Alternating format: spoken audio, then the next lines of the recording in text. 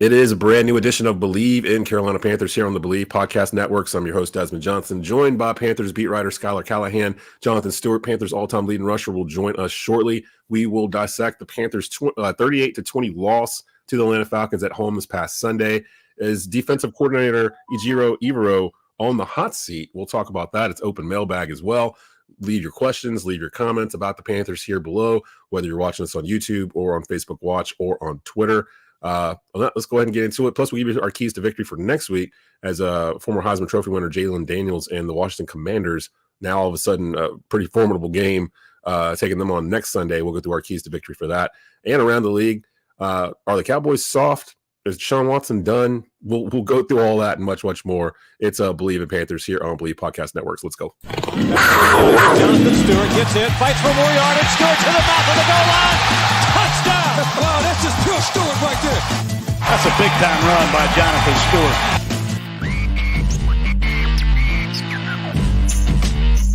Stewart. Welcome to Bleav in Carolina Panthers here on Bleav Podcast Networks. Do you believe? Rate and subscribe to the show on all major podcast platforms and subscribe to our social media channels on Instagram, Twitter, and YouTube. Video available weekly at youtube.com/@Tobacco Road Sports Radio. Do you believe?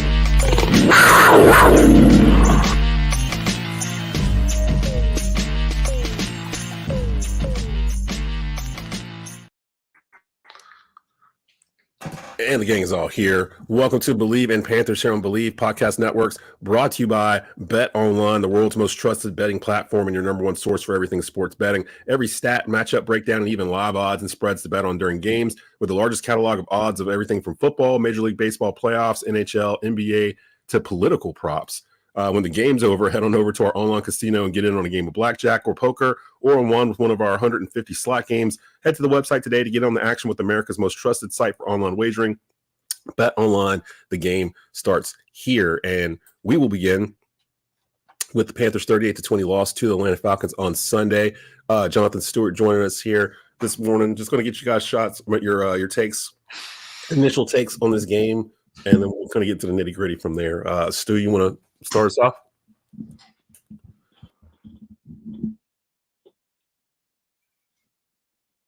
Actually, I think your mic might be muted. Oh, there we go. There it is. There it is. Tough loss. Obviously, division opponent, and you want to win those. It's kind of hard to win games when our defense is struggling a little bit. And I think goes back to what Schuyler Callihan has been telling us all along. Depth, right? Unfortunately. It really just comes down to that, right? I mean, it was definitely a winnable game, even despite, our depth issues.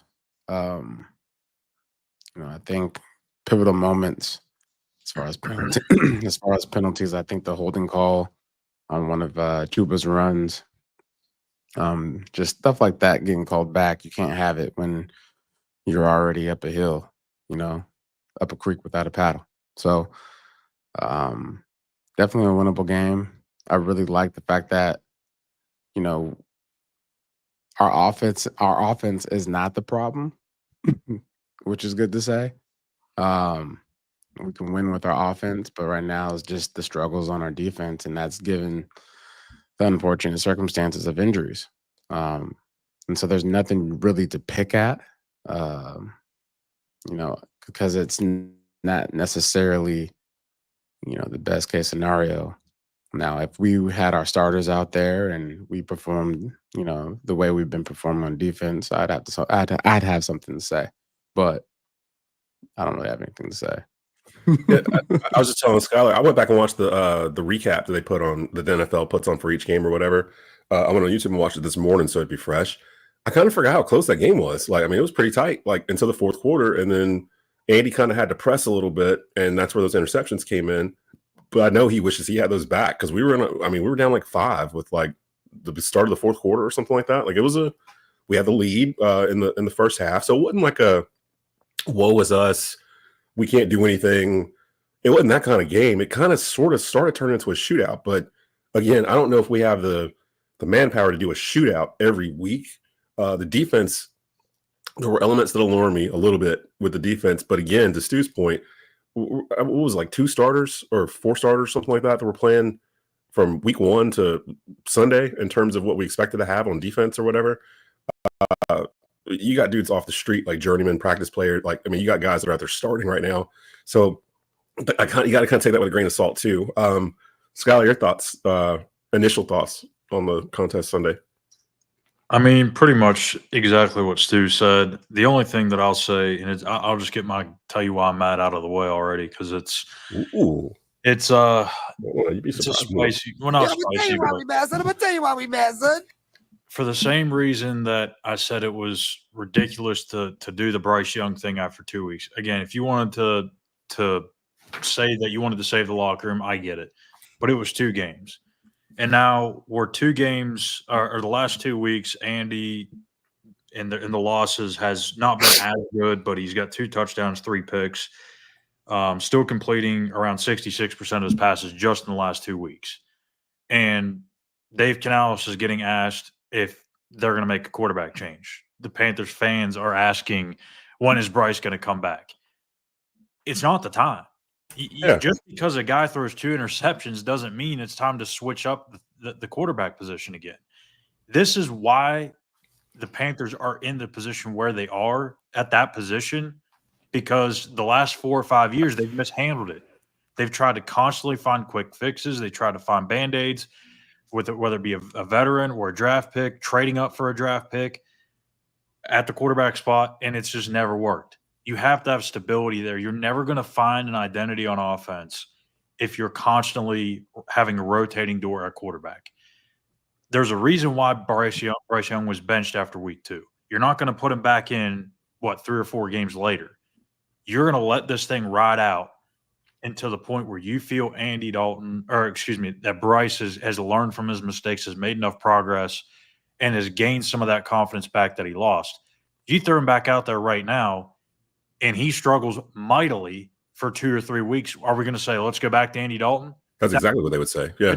3 or 4 quarterback changes within the first half of the season. You can't do that. Yeah.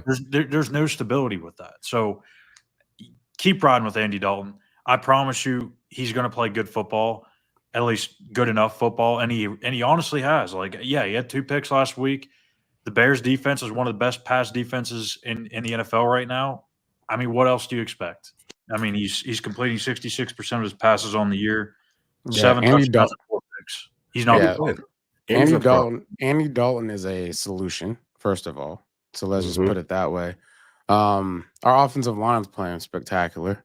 They are. We need to give them some flowers because we were on them hard last year. No sacks taken. That's huge, right? So especially with Corbett and Moten not being good. Exactly right.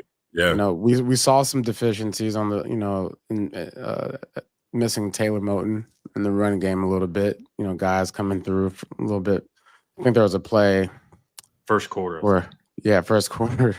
He just got beat, and that just goes to how hard it is just to step in and just expect to block a guy. It takes a while to get those game reps going.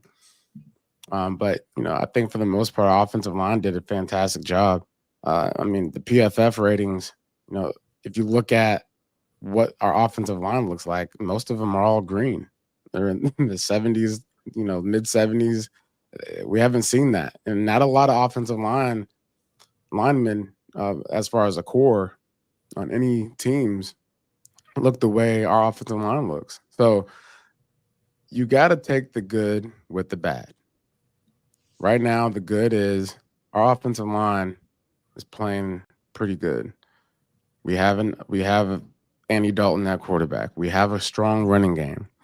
Jalen Coker coming into his own still. There's a lot that is on the horizon. There was some yeah. And I think, I was there at the game, and one of the things I just keep wanted to bring back to attention is football is fun again.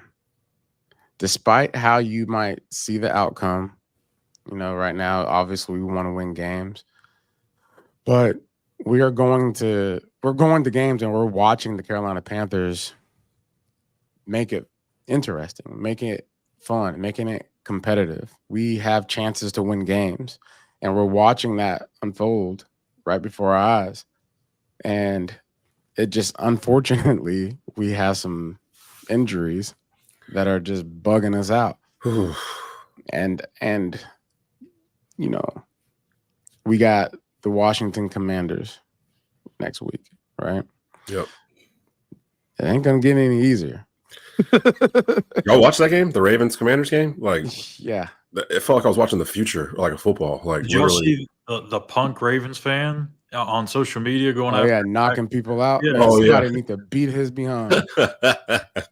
I want, regarding Panthers and Falcons, I did want to say a couple of takeaways I took from it. And if you guys are watching right now on YouTube or especially on Twitter, go ahead and reshare this link out, because we're trying to grab as many Panther fans as we can, especially for open mailbag, because I know you guys are probably going through it, feeling a certain way. Been dealing with it for 7+ years. You probably got some frustrations you want to let out. This is the pod to do it at. You can do it here.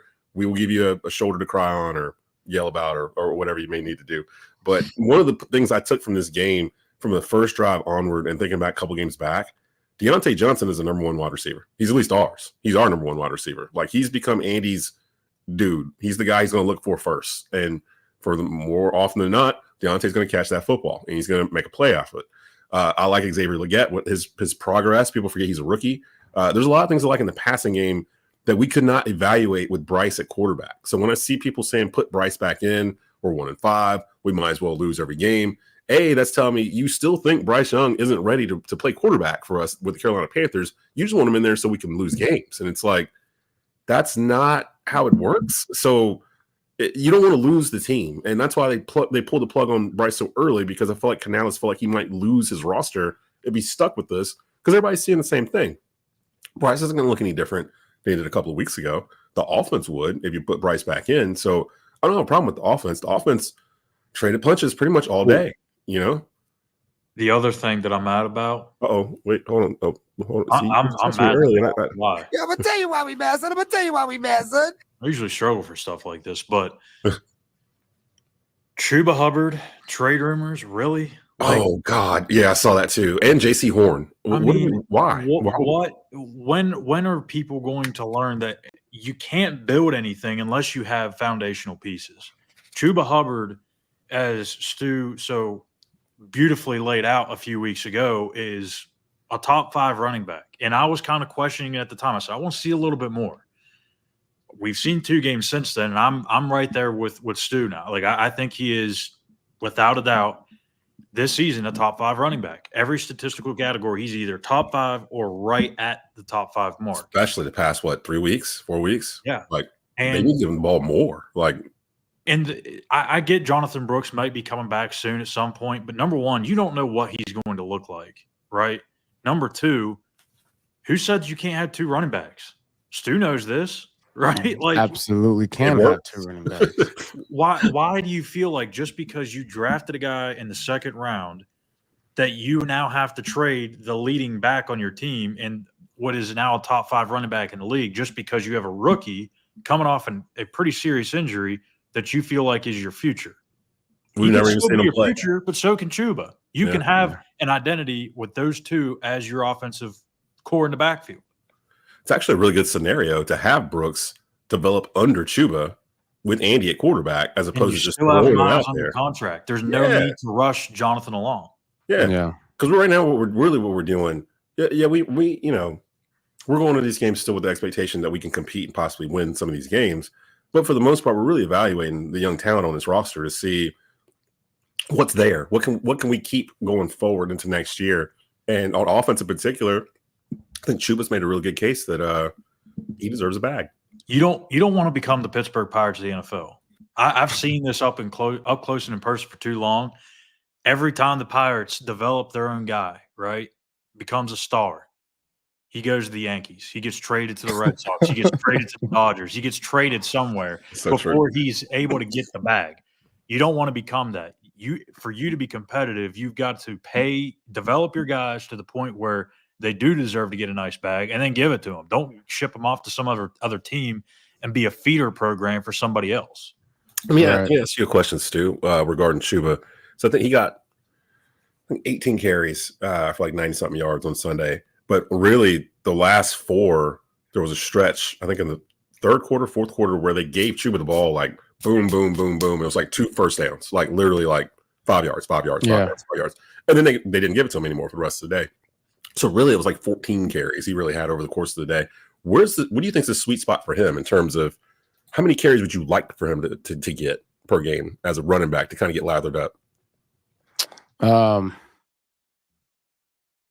mean, Josh Jacobs has 125 carries on the season. Over how many games? What, 5? 6. 6? So talking about So, I mean, 20, 25?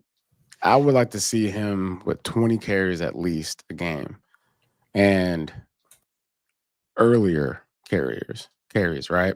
Because what can happen is you manage the game better with the run game. You have a good run game. 5 yards a pop says that you're getting the first down. Right? I'm sorry. Let's do That's that. what it says. Yeah, That's just what it says.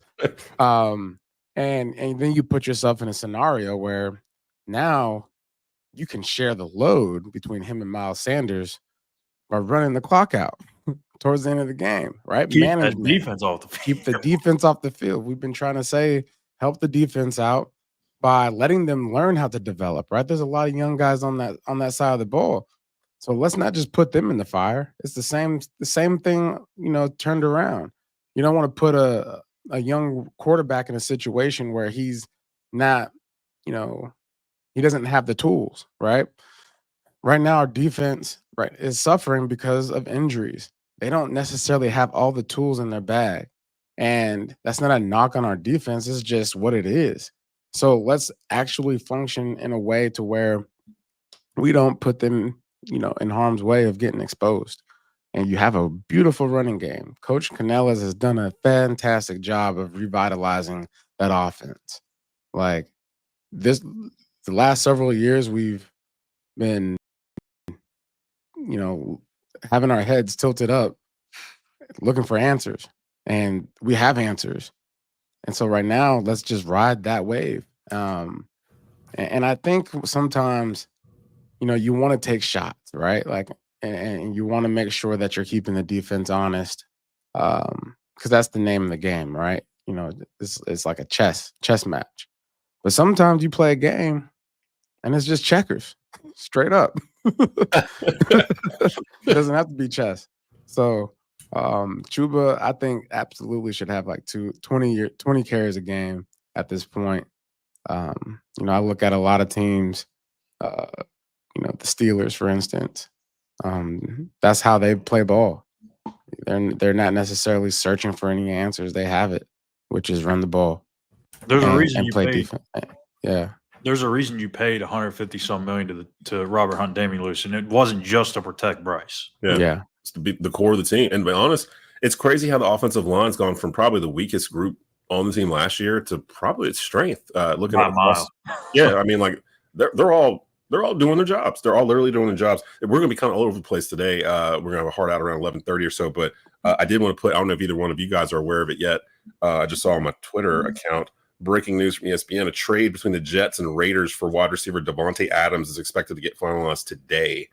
He already in the building. Yeah, it's a conditional 3rd round pick that can be a 2nd round pick. So for the people that I saw Joe Person mention this on Twitter just a bit ago, they were talking about Deontay Johnson getting traded or something like that. The trade market for wide receivers has kind of been set for this year. Like, you're not going to get more than like a 4th or whatever for Deontay Johnson right now anyway. So why would you trade him? Like, it doesn't make any sense. Goes back to the Pirates theme here. You even though you didn't develop Deontay, you found a foundational piece that you can build with. You Build don't just around. ship him off. Yeah, you keep that guy as long as you can. You got young guys that are developing, and he's a guy that they can develop under, right? And that you got to think about players in the sense of what is it like in the meeting rooms? Who's going to be in the meeting rooms? Who's going to be answering questions? Who's going to be explaining things outside of the context of a coach? You got Adam Thielen. You have Deontay. So all the other young guys need these two guys. So why are we talking this nonsense? It's listen, people, I know you're frustrated, and you get it. We got to win against the Raiders.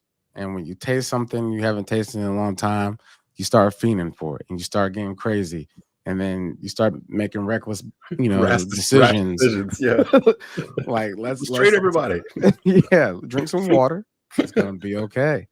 Because what we don't want to do is mess up the process. Right now, we saw our offense change overnight. That's a change that we all should feel good about. Let's not go and mess the process of development for these players up.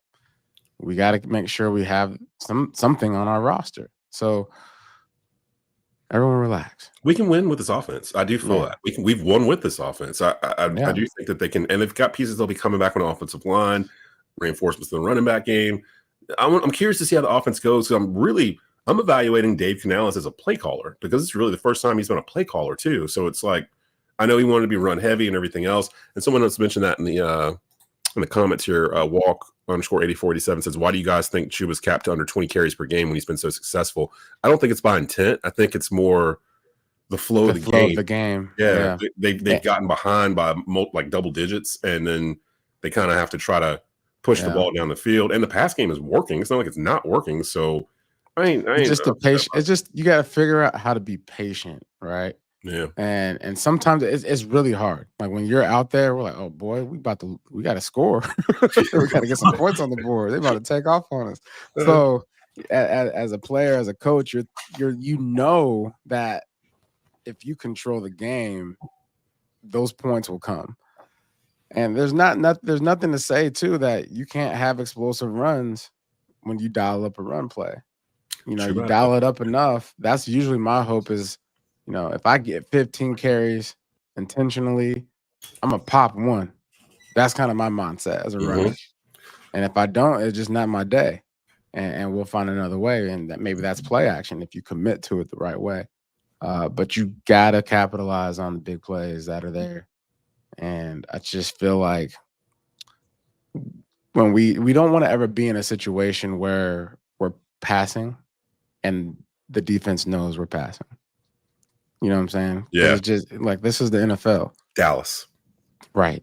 Dallas Cowboys. Like, we're going to get to, we'll go ahead and get to around the league right now real quick, because there's not much left to really say about the Panthers-Falcons thing. We'll circle back around the Panthers-Commanders in just a bit, but let's just go ahead and get into this, because at Dallas, they're when people are like, we're the worst or whatever, we're not the worst in a variety of things. Like there's things to look up to when it comes to the Panthers. We're not the worst franchise in the NFL. I think the Browns, you made that point last week, and I was like, all right, yeah, you are on. They might be the worst franchise in all sports. Yes, they are stuck. They are stuck. You can't bench Deshaun Watson, right? I mean, you can, but you go owe the man $96 million guaranteed, and I think I saw the cap hit if they cut him before June 1st. It's like $172 million or something. Like that's got to be an awkward situation. You roll into the locker room and you're saying, "Man, I wish we can get better." And everyone's just looking at you. And they see Baker doing his thing. Baker, right? Baker out here shining. And they let Baker go for this dude. Like, that's one thing. Then you got the situation in Dallas where they cannot run the football, and you got people out here straight up calling them soft, like as a team, like soft. America's team. America's calling them soft.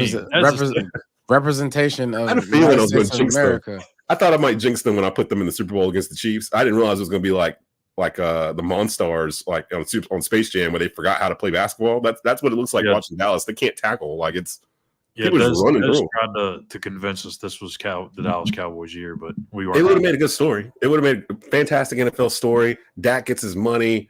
Jerry gets his ring finally. Or they get all the way to the Chiefs and they just lose to the Chiefs because it's the Chiefs. Meanwhile, the Chiefs are still undefeated. And that was one of the questions I actually had. I was sitting there thinking about it, watching that Ravens-Commanders game. If you were a defensive coordinator right now in the NFL, who would you rather play? Would you rather play the Ravens or would you rather play the Chiefs? Because really? The Ravens? Both y'all said the Ravens, I think, at the same time. I said neither. Oh well, yeah, but I mean, if you're forced to play one of them, like choose your butcher. Ravens or Chiefs, because they both present a different array of problems in terms of trying to defend them. But I would probably say Chiefs, and it sounds weird to say. Just I think the Ravens just give you so much issues with what they can do in the run game. Because I mean, Lamar, Derrick Henry, they have other guys in the backfield. They can hit you with explosives in the pass game. It's not that Kansas City can't. I would fear Baltimore's run game more, which just poses more issues. And I mean, what do you do? Load the box and then just get beat over the top? Yeah. Like, I don't know what you Zay do. Flowers has like emerged like with him now as like that wide receiver that's really that dude. And you've got Derrick Henry back there with Lamar. Like, how do you defend this? Like, what are you supposed to do? Like you said, you can't really load the box because Lamar is actually a pretty accurate quarterback. He can get it over top of that defense. Are you going to not stack the box and let Derrick Henry run on 7-man fronts, like, or Lamar for that matter? Like, and the Ravens' offensive line is really good. So it's like, I think I'd rather. It's crazy to say it out loud, but I think I'd rather defend the Chiefs. But the Chiefs, I've noticed the reason why they keep this thing going is because they have Pat Mahomes, but they're able to plug and play players into their offense like over the past 3 or 4 years. Like, right, it's like a couple of years ago all over again right now because they have Juju Smith-Schuster back. Kareem Hunt is back. He was kind of just floating around out there free agency-wise. They bring them back in, put them in, and it's like they never left. And Andy Reid's system and what they do, they know the type of players that can play in that system. Like, they've identified it. And now they can just kind of go across the league and just plug guys in. As long as Pat Mahomes is back there, it just works. And the defense is carrying them too. So it's like the Chiefs, man, and they're getting better. The Chiefs weren't even that good the first month and got through undefeated. That's the thing. That's the difference between a championship team and a team trying to win a championship. Like they weren't even good. And like, they're still winning football games. Now they're getting better. Yeah. But other than that, the Commanders will play the Ravens on Sunday. Did y'all get a chance to watch Jaden Daniels? Jaden Daniels is nice. He is a breath of fresh air. He is what a lot of people call a unicorn. He is this year's CJ Stroud, and probably Rookie of the year. I was gonna say, was he playing better than what CJ was doing at this point last year? We're about to say. We I won't thought know it. DJ got better as the year went. But I think he came out the gate looking really good. Yeah. Jaden Daniels. Yeah, Houston's 5-1, by the way. Yeah. 5-1 Houston. Jeez. Every time the Commanders are 4-2. They are leading the NFC East, if I'm not mistaken, right? Yeah. They could really be a playoff contender. All three of us had no idea what to do with Washington when we were doing these picks earlier. We were just like, we don't know what it's supposed to be. Like, we have no idea. And there's always one. There's always one team that just kind of pops up out of nowhere. And Minnesota's still undefeated. Minnesota. Sam Darnold, baby. Deal. MVP front runner. This is nuts. What's the biggest surprise of the NFL so far this season? I think seriously, I think it is Sam Darnold. I think Minnesota, because it's their defense too. Their defense is lights out. So I mean, not that JJ McCarthy was going to be some stud. I mean, he may have been. I don't know, but I mean, I don't think anybody had high expectations for Minnesota once Kirk left. And shout out to Josh McCown. Yeah. I mean, we all picked Detroit to win the division pretty handily, actually. Or Green Bay. They just lost their key defensive stud for the year. Did you see that?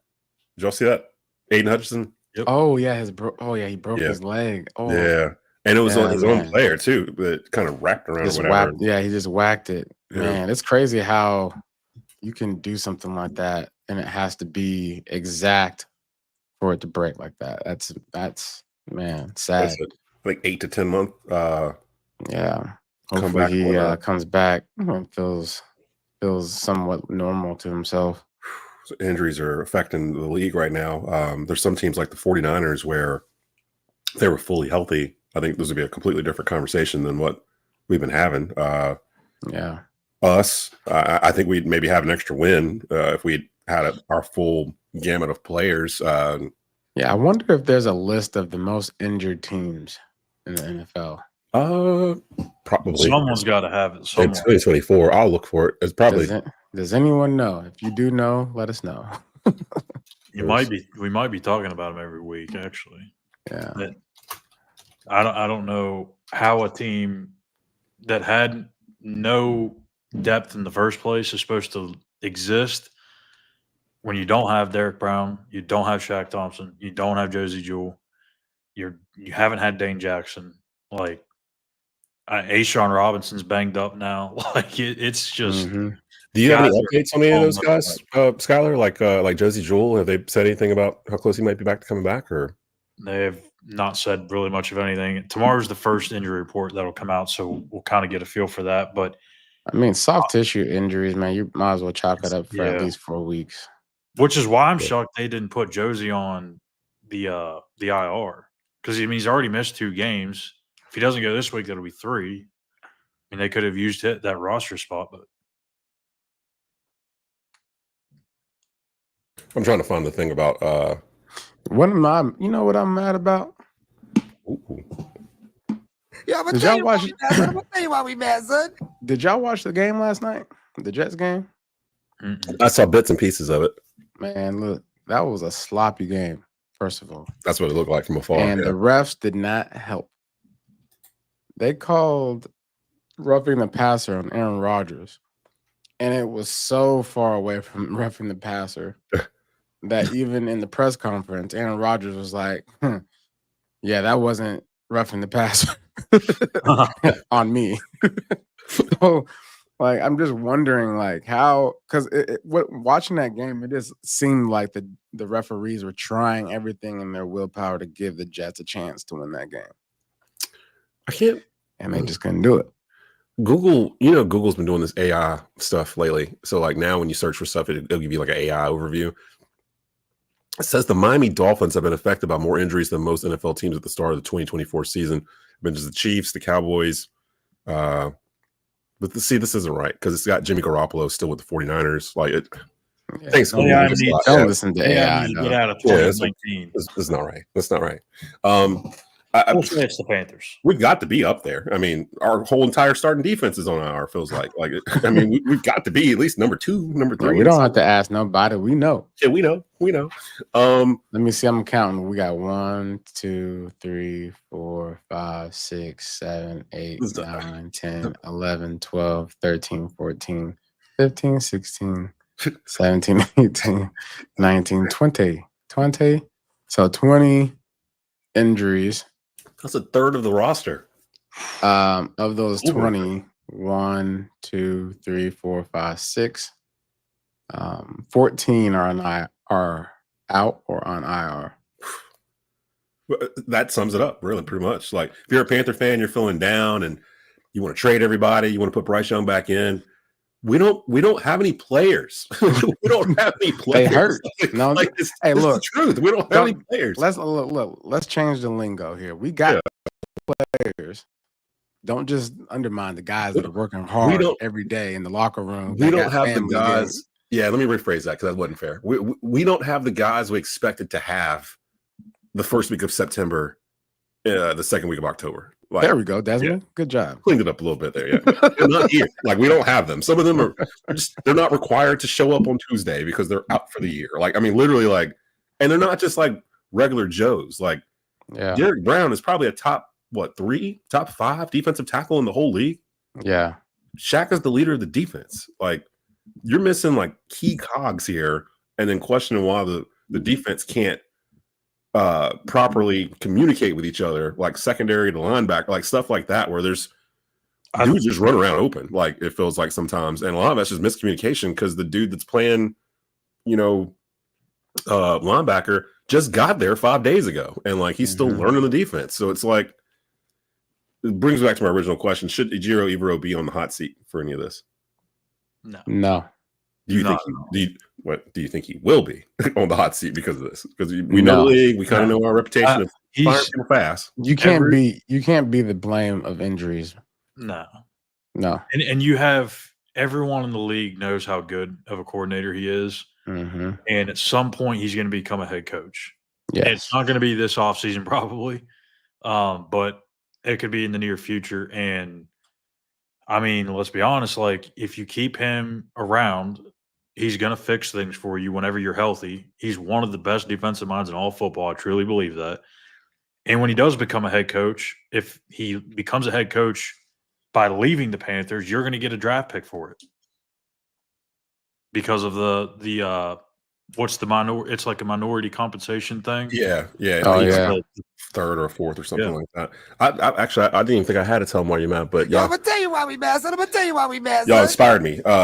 I've even seen the whole Robert Salah should get back with Dave Canales. We should fire Ejiro and bring in Salah. And I'm like, I don't this is think a the Jets video should game. fire Like, him anyways, like you don't think the Jets Yeah. should fire? No, they shouldn't have. They messed up that whole locker room.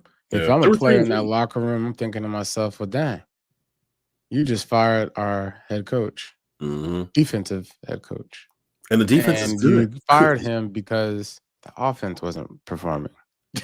Wait, And you brought One in Aaron plus Rodgers to fix two. that. 1 + 2 = 7? Who cares? Here we go. Let's do it. And then you turn around and you trade for Devontae Adams. Yeah. Imagine Robert Salah this morning, waking up this morning. I Well, just got fired 2 days ago because the offense. maybe Robert traded for Devontae Adams. Maybe Robert was in there saying, "Nah, we ain't bringing Devontae Adams in." we could. And then somebody heard that, and they was like, "All right, we're gonna get him out of here because we bringing in the dog." That somebody was Aaron Rodgers. Like literally, like Aaron Rodgers. I could see Aaron Rodgers standing in the hallway, like leaning, like listening at the door, like to the conversations. Like, all right. And then next day, Robert Salah's gone. Another day goes by. Devontae Adams is a Jet, and like. How did and the Jets were only a game out of first when they fired. No, Salah. Aladdin. So there's some wild stuff going on around the league right now. It's not just us and the Panthers. We do have the Washington Commanders coming up here. I think it's another late game, isn't it? In a 4 o'clock. so. And I think it's on CBS, if I'm not mistaken. It's 2 NFC teams, but I thought I saw it on the CBS scroll Sunday watching that. Sure is 4 or 5 CBS. I don't like doing late games, the Panther late games. It feels like we're always off timing wise when we play at 4. That's an old John Fox, Ron Rivera wanting routine 1 o'clock every week type thing. Like I'm used to the Panthers kicking off at 1 and we're wearing our traditional uniforms, or whatever. Although I will say the powder blues this week was pretty sick with the black helmets. That's just I got one little suggestion. If they wear the black helmets, they need to have black numbers. Can you I do think, that? Is that I even think legal? the white numbers just doesn't Out of look place. right. Yeah, out of place or something. Can you do black numbers? I'm trying to think. That of a would jersey be. that- Hey, Schuyler, you might be onto something. Yeah, because I'm trying to think I'm of. saying. Is Blue there a team jerseys that with the wears black black- numbers? Yeah, That's that man. powder You blue? looking like a straight stealth. Can You looking like a full But moon. maybe with the almost. little white trim around the numbers so you can actually see it. you do But- that? I'm seriously thinking about. Can you wear dark numbers? I don't know. I mean, Yeah, never you even thought of can. that before. Absolutely, you can. Who wears Because dark numbers? the Atlanta blue. Falcons. Yeah, Dallas blue. They wear the blue numbers with the silver. So yeah, I guess you can. So, huh? All right. Are Maybe you I'll take talking maybe like the colored jerseys with darker numbers? Is that what you're asking? Maybe. Yeah, like I was just thinking of like That is a good question. Actually, I don't know. I But think no most one of has are a light. white. No one Yeah. has a light blue besides the Chargers. Tennessee did. Tennessee has the light blue with the navy numbers. They sure yeah, do. they do. I Mhm. was gonna say maybe See? the Chargers. The Chargers have that powder blue. They have white numbers. Yeah, they were the whites. They Just don't throwing have that out there. Just throwing that. Yeah, out there. I like that that. suggestion. Yeah, actually, that's Suggestion box is happy with that.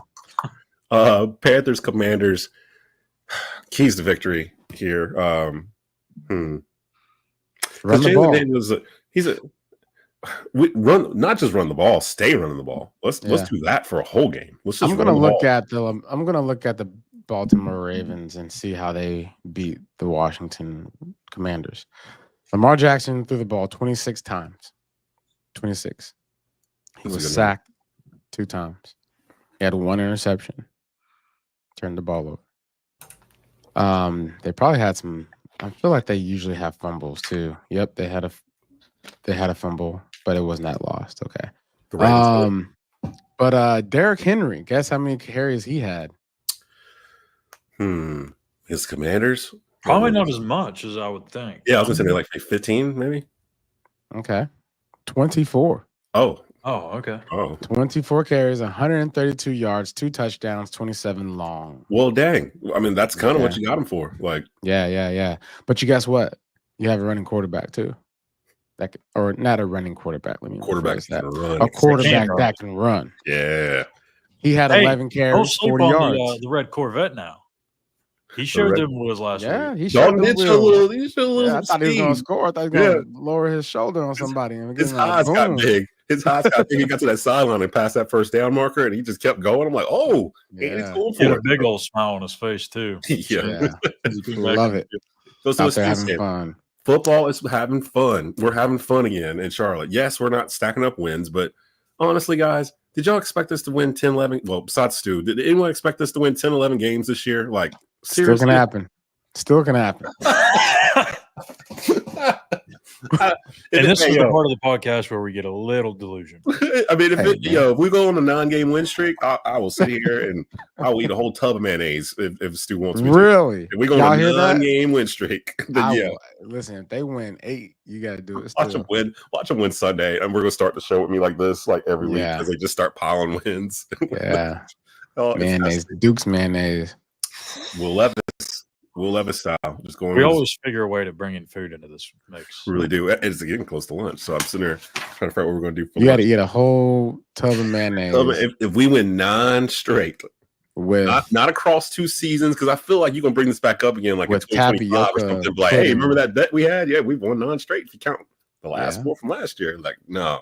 Oh yeah, who wants to eat mayonnaise for some reason? It's counting next year too. See. My wife's got the trick or treat Halloween candy basket already filled with candy, so it's so hard to not go and get a Kit Kat. Now, so does Miss Callihan? Does she do like the actual like big Kit Kat bars and stuff, or is she using like the? Yeah, let's check this out because I got to see if this bowl is like legit or not. If it's got like the little Charleston chews and stuff in there, she's going like a little with the mini stuff. So she's got some of these little vanilla Kit Kats. She got Witch's Brew Kit Kats. These are good. The Reese's. The peanut. Yeah, that looks good. Yeah. Oh, she hooked it up. That's all she's got in there right now. It's a little picked over, but we ignore the kids on Halloween. Like we literally turn our light out. Like don't. Yeah, my daughters are scared of Halloween, so we might be sitting. Yeah, they don't want to go out. They don't be messing with skeletons and none of that, man. my kids are legit children of God. So they don't want nothing to do with it. They don't mess with that spirit, that evil spirit. Rebuke thee. Real quick before we get out of here, because we did have a hard out 11:30 today. I did need to mention we mentioned the past couple of weeks. One of our new sponsors is Cherry Bundy. It's a natural product. Oh, I have one. Actually, I do. It's this. I have one chilling in my refrigerator. Actually, I'm going to try one today. It's this tart cherry. Drinks the highest antioxidant fruit or vegetable in the world. It reduces soreness, increases recovery, contains natural occurring melatonin to help improve sleep. Stu swears by these things. You said you drink 2 or 3 of them. And it's cherry flavor. There's nothing in it. There's no sugar or anything like that in it. It's used by nearly 500 collegiate and professional sports teams, every NFL team, 10 of the last 11 Super Bowl champions. Every team playing in Europe or Brazil this season had this Cherry Bundy with them. 66 of 67 Power 4 conference football teams. Every NCAA football and basketball national champion since 2007 has been drinking this stuff. It's available on Amazon, cherrybundy.com, and at retailers nationwide, including Publix and Kroger. So they, the fine folks at Cherry Bundy shipped us some the concentrate, and then they have the bottles that you can buy in bulk. So for maximum recovery, definitely check out cherrybundy.com. Give us quick predictions here before we got to get out. Commanders, Panthers, 4:00 kickoff on CBS this Sunday. Schuyler, let's start off with you. What? Give us your Schuyler's key to victory and give us a score.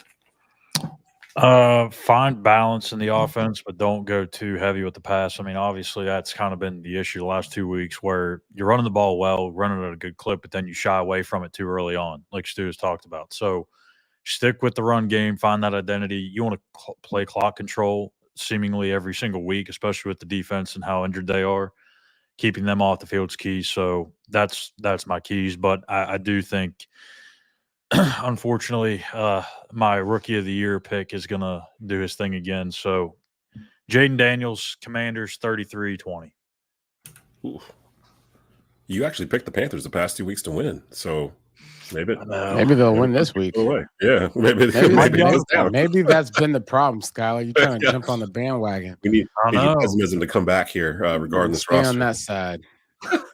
Stu, what you think for your main key to the game for the Panthers to win and a score? I'm gonna beat it like a dead horse. Golly. Only way to do it is to do it. Just do it. I think we need some explosive plays in the passing game, and we obviously need to continue to run the ball.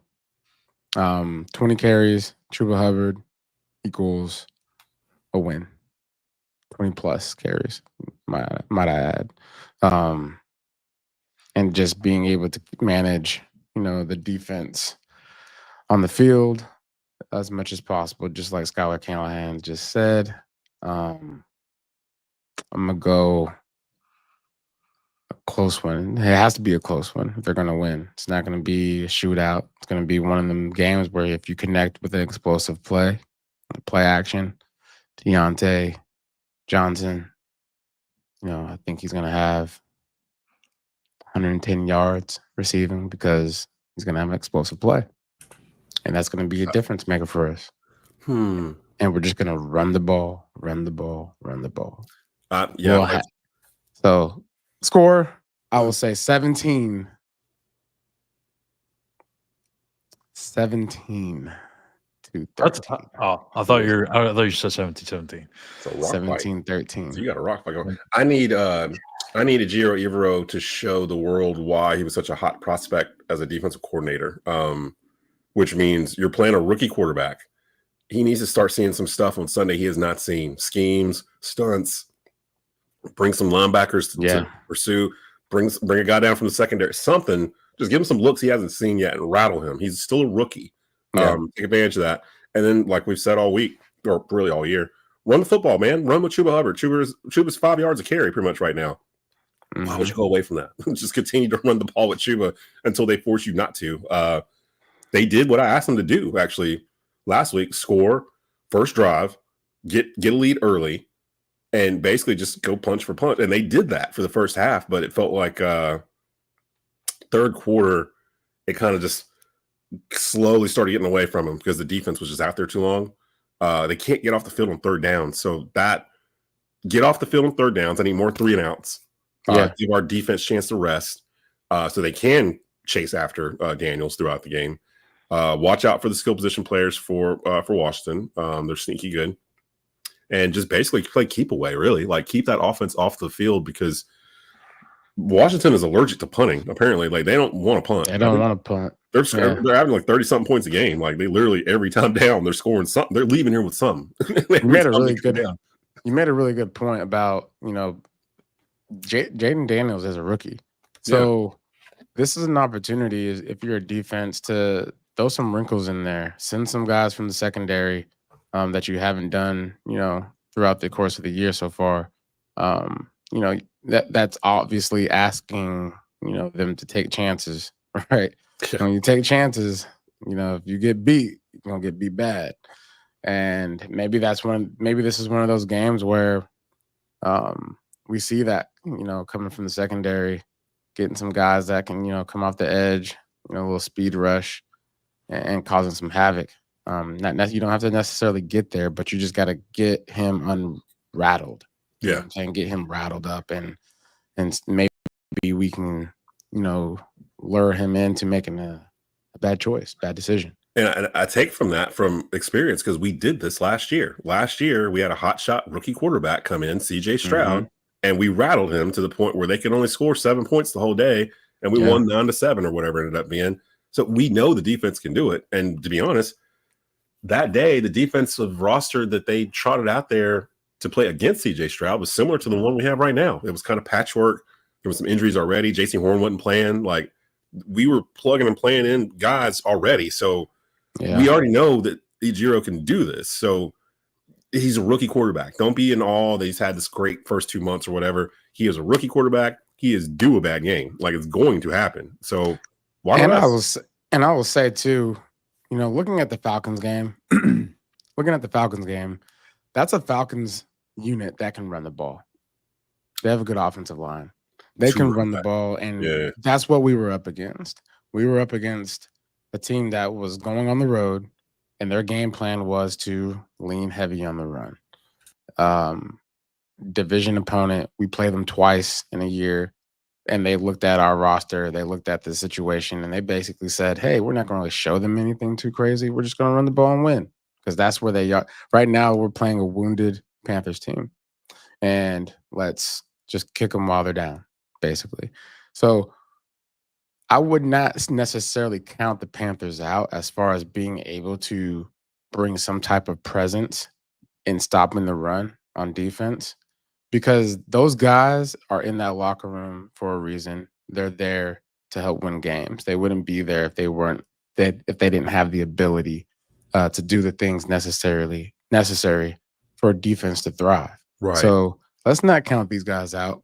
I think this is a really good test for the Carolina Panthers, these young guys to develop, and for this coaching staff to really, you know, dial in on what they see on film and how they can make adjustments throughout the season to put their guys in the best position to win. So you got Panthers, Commanders, 4:00 kickoff this Sunday. It's on CBS, not Fox. I know it's two NFC teams playing each other, but it is on the CBS station. You can watch it on CBS or Paramount Plus. I think I'll have a Bleav in Panthers extra episode later on this week, Thursday or Friday. Typically, it's for my radio show here in North Carolina, where I interview a Panther content creator, or reporter, beat writer, or whatnot, and we kind of get some more insight into what's going on in the locker room with the Panthers. But we're going to go ahead and head out. Schuyler had a hard out at 11:30. Both of us have the same. Shout out to everybody that stopped by today to check out the Panthers. Don't check out on your Panthers throughout the season. Like, it's a long season. This is October. Like, we're here through Christmas, January. Like, I mean, this is we're not even at the halfway point yet of the season. And we've seen Panther teams in the past, just recently with the Steve Wilkes group, that all hope looked lost. We were like 1-6 or something like that. Wilkes comes in here. It's a change in mentality. They start rattling off some wins. Football becomes fun again. And that's kind of where we are right now, where don't forget just them switching out Bryce for Andy, turn on a switch where the team looks different now. Like, I was starting to dread watching Panther games until after that Raider game. And now it's like, I get up for them like, okay, let's see what they do. I'm curious to see what they do, like with what they have out there, instead of thinking they're just going to throw whatever out there and just get on the bus and go home. Like, it felt like they were packing it in before. Now it feels like they're actually playing for each other. And if you're a true Panther fan, there is no quick fix. Like, we were 2-15 last year. The roster was gutted, not just from the last regime, but for the previous 2 or 3 regimes where the roster got gutted. The good players got older. They struck out on some draft picks, and it's just been a stacking of errors over time where Dave and Dan and company, they can't fix this in 3 weeks. Like, it's not one of those things where you trade this guy, you do this, you do that, and all of a sudden you can compete again. This is going to take some time. So, like, bear with us. We like to think that our pod is one of the ones that are more positive when it comes to talking about the Panthers and what they can do in terms of getting better, as opposed to just dumping on them every week about what they're not doing. So definitely check us out. Rate, subscribe on the Bleav Podcast Networks. We'll be back next Tuesday, hopefully celebrating a victory Tuesday, as the Panthers take on the Commanders this upcoming Sunday. So we'll be back then. For Schuyler Callihan and Jonathan Stewart, this is Desmond Johnson. You've been watching and listening to the Bleav in Panthers podcast here on Bleav Podcast Networks. And now a quick word from our friends over at Melon Hats. Bleav. Oh, you know what? We never talked about your hats, too. Oh, yeah. Yeah, we completely. This melon hat? Love this hat. We're an hour and 7 minutes in, but you know, it's waterproof. Hmm. You know, Comfortable fit. if you're out there on a boat or at a pool or washing dishes and you accidentally drop your hat into the water, Here you go. That baby ain't gonna sink. No, it ain't going to sink because, Hmm. you know, it floats and it's water repellent. But mostly when you are outside coaching a football game, you know, for your youth football team or high school, middle school football, whatever you're doing right now, you can wear this hat and you can sweat and it won't ruin your hat. You know how you get them hats? Get those Where salt you just- lines. man, you don't get none of that with this hat right here, man. This is high performance, man.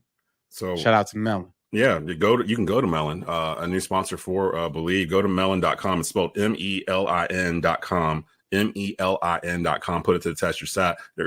It's the world's most durable hat, and I promise melon for your melon. we'll read it much earlier next week. My hat's not here. Like I got a notification on my phone that it's going to be here on the 25th, and that's tomorrow. Yeah, man. Look, Desmond, and they make hats in all shapes and sizes because Desmond's got a large melon on him.